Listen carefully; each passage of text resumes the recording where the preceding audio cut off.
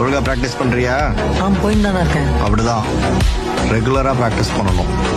தோக்கிறியோ கிழிக்கிறியோ உன் கேம் மட்டும் விட்டுறாத. நாளைக்கு அதான் உனக்கு எல்லாமே.